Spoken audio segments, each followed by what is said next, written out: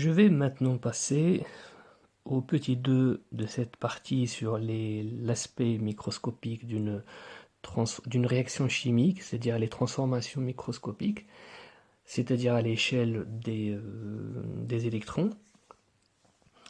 Et nous avons vu dans le petit 1 la signification d'une liaison polarisée.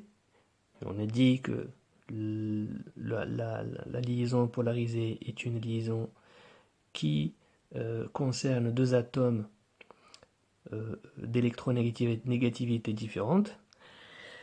Et donc, cette électronégativité, cette polarisation, eh bien, c'est elle qui va faire qu'il y ait un déplacement d'électrons d'un site à un autre, c'est-à-dire d'un atome ou d'un groupe d'atomes à un autre atome ou groupe d'atomes. Donc c'est un transfert d'électrons.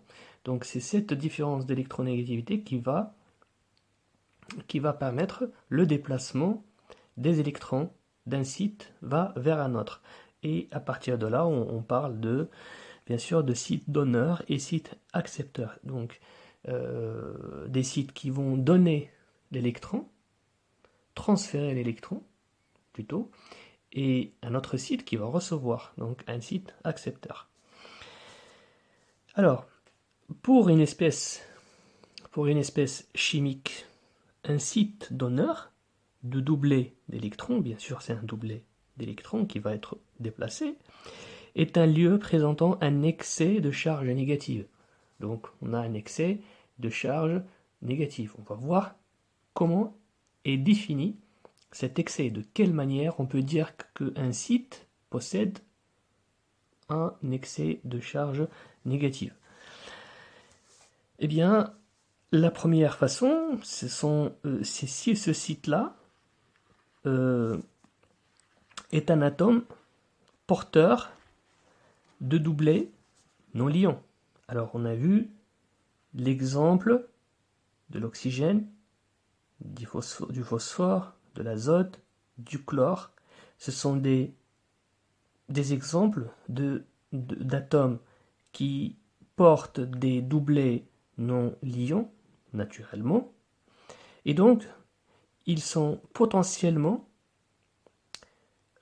capables de transférer un doublet d'électrons vers un autre site. Donc on les appelle des sites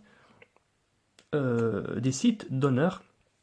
Donc la première façon d'être un site donneur, c'est d'être un atome porteur de doublets non liants. Donc là, exemple, l'azote, le phosphore, l'oxygène, le soufre et le chlore. Ah, c'est des exemples. Bien sûr qu'il y en a d'autres, hein, il y en a beaucoup d'autres, mais ce sont, on va dire, les éléments chimiques les plus électronégatifs. Bien. Quelle est la deuxième façon qui fait qu'un site est donneur? Eh bien, c'est un atome qui a une charge partielle négative. Une charge partielle négative, c'est-à-dire que un atome est lié avec un autre atome, et que si cet atome a une électronégativité plus grande que celui avec qui il est lié, eh bien, le doublet d'électrons qui les lie, il est plus proche de l'atome le plus fort électronégativement, et donc ce doublet d'électrons, il appartient pas totalement à cet atome qui a une plus forte électronégativité, mais il est très proche de lui. Donc cette charge négative, elle est très proche de cet atome, mais il l'a pas totalement, il la partage avec l'autre atome qui a moins d'électronégativité. Donc on appelle cette charge une charge partielle, c'est-à-dire il la possède pas totalement, mais elle est très proche de lui. Donc on dit qu'il a une charge partielle négative. Donc ça c'est l'autre cas où on peut avoir un site donneur. Donc cet atome-là qui a une charge partielle négative est potentiellement un site donneur. Exemple, ici le carbone et le magnésium. Donc le carbone, on va voir que dans certaines situations, il devient un site accepteur. Hein. Dans pas mal, même la plupart des situations, hein, il est un site accepteur, mais dans ce cas-là, en liaison avec le magnésium, puisque le magnésium il est moins électronégatif que le carbone. Hein, si tu peux regarder dans le tableau périodique et tu vas voir que la position du magnésium et du carbone, le magnésium il se trouve en dessous du carbone, il me semble. Donc le carbone il est plus électronégatif donc, hein, que le magnésium. Donc ça devient un potentiel site donneur puisqu'il a une charge négative partielle. D'accord. Donc le doublet est ici, les électrons, hein, les électrons sont plus proches du carbone que du magnésium. Donc on appelle ça une charge négative partielle, ou bien une charge partielle négative. Troisième cas, dans lequel un site peut être donneur, le doublet d'électrons, c'est une liaison multiple, c'est-à-dire double ou triple. Dans le cas, par exemple, d'une liaison carbone-carbone, eh bien, la liaison double peut être potentiellement une charge négative, c'est-à-dire elle porte une charge, pas potentiellement, elle porte une charge négative et elle peut être potentiellement un site donneur. Donc je veux que tu retiennes les trois cas, d'accord. Plutôt ces trois cas, et le quatrième qu'on va voir, dans lesquels un site peut être donneur. C'est-à-dire quelles sont les conditions pour que un site devienne un site potentiellement donneur. Donc, premier cas, un atome porteur de doublet non liant. Deuxième cas, un atome portant d'une charge partielle négative. Un troisième cas, une liaison double ou triple, c'est-à-dire multiple en général. Et un anion.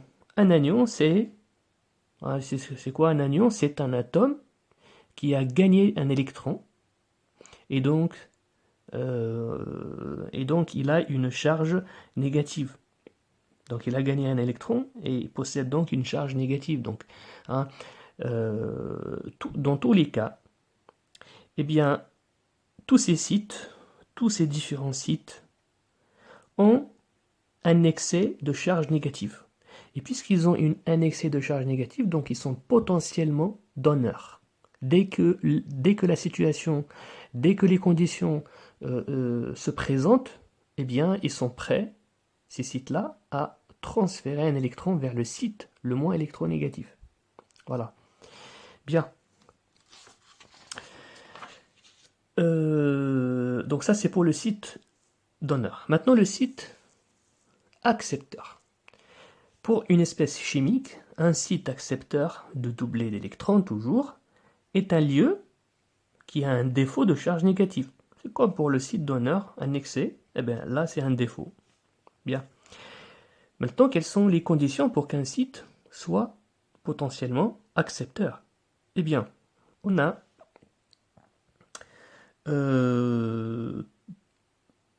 deux cas. On a le cas, non, plutôt trois cas, pardon.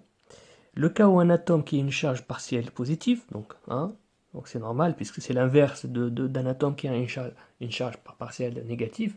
Un atome qui a une charge partielle négative, il est potentiellement donneur. C'est normal que de l'autre côté, un atome portant une charge partielle positive est potentiellement aussi accepteur. Donc il va accepter le transfert que l'autre atome plus électronégatif va lui faire. Donc exemple, le carbone ici, le magnésium, j'ai repris le magnésium ici. Eh bien, le magnésium, c'est un site potentiellement accepteur, puisqu'il a une charge, un défaut de charge négatif. Donc par rapport au carbone, puisqu'il est moins électronégatif, donc il est potentiellement donneur, accepteur, pardon, et le carbone, lui, il est donneur. Donc là, un porteur d'une charge partielle positive. Deuxième cas, un cation, comme pour les sites donneurs, et peut-être un anion, c'est-à-dire un atome qui a gagné un électron ou plusieurs, eh bien, un site accepteur, et aussi, peut-être pour qu'il soit accepteur, ça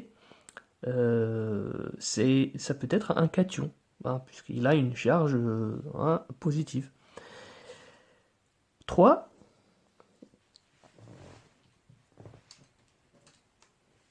alors 3, j'ai oublié de l'encadrer. Voilà. Les carbones liés à un atome plus électronégatif que.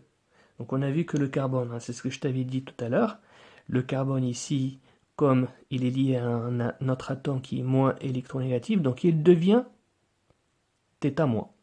Sauf que quand il est lié à un atome plus électronégatif que lui, bah, il se transforme en θ+, c'est-à-dire en site potentiellement accepteur. Donc tu vois, le carbone, il peut être pratiquement tous les atomes, hein, sauf les plus électronégatifs, hein, ceux qui se trouvent en haut du tableau à droite, bah, eux, ils sont toujours électronégatifs, mais les atomes qui se trouvent au milieu, donc si on prend un atome au-dessus d'eux, ou bien à leur droite, eh ben, à ce moment-là, eux, ils deviennent des sites potentiellement accepteurs. Si on prenait euh, euh, euh, si on prenait alors des atomes qui sont à leur gauche ou bien en bas d'eux, eh bien ils se transforment en sites potentiellement donneurs, d'accord, accepteurs plutôt, pardon, accepteurs. Voilà. Donc le carbone ici, il est lié à l'oxygène puisque euh, l'oxygène est plus électronégatif que le carbone, donc le carbone est un site potentiellement accepteur. Et c'est la même chose, le carbone avec l'azote. Alors, remarque que tu dois retenir, c'est que la liaison CH, malgré qu'il y a une certaine polarité, si tu veux, sauf que dans les cas qu'on va voir cette année, la liaison CH est considérée comme non polarisée, tout le temps.